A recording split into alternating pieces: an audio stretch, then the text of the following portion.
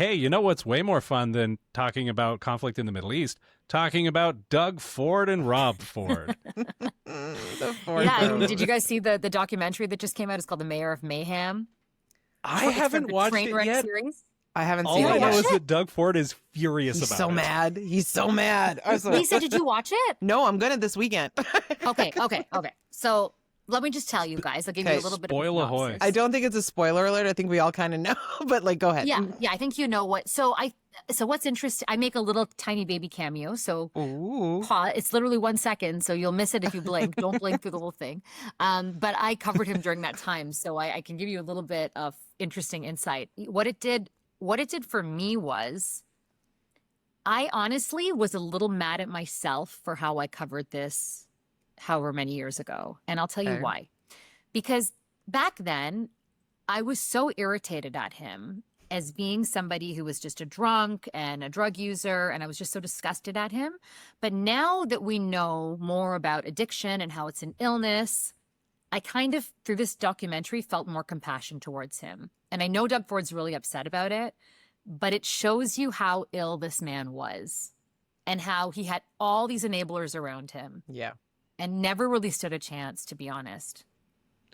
So why, like, my main takeaway from the Rob Ford era was that nothing stuck to the guy. Yeah. Yeah. Why was that?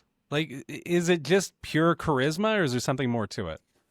I think it was the beta test for populism, right? Like he was the Trump before Trump. Like he was this folksy guy. Here's my phone number. Like just a really and I think that's what Toronto was craving. We'd had a lot of mayors before that were more left leaning, more intellectuals.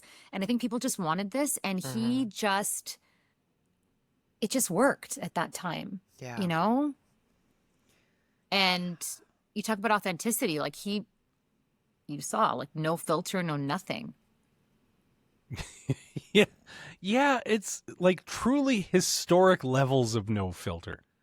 Like, dude, it was all out in the open. Like, that's what fascinates me. Like, as somebody who never lived in Toronto, and like, I was pretty, like, I don't remember the time frame, but I was fairly young at the time. And I remember thinking, like, how is everyone okay with this? That's just Rob, right? Rob. I think it was like people who, again, it was like the people in Alberta who feel like they're not being represented. Their voice isn't being heard. It's like the people in the US who feel like all these elites don't understand them. It was that feeling in Toronto, right? It had gone really left. And it was all these people who were like, I'm working hard. How come I'm paying these taxes? How come I'm doing this? You know, and he would have these giant free barbecues with booze and food, and he'd invite anybody, and everyone just felt a belonging and community with him. Yeah. And I think that's what they were craving. It was just the timing. When you think about it, it's kind of wild, right? Yeah. And even when the grainy videos would come out, right, about like his extracurricular activities, it was like, that's just Rob, right? Like, I don't know.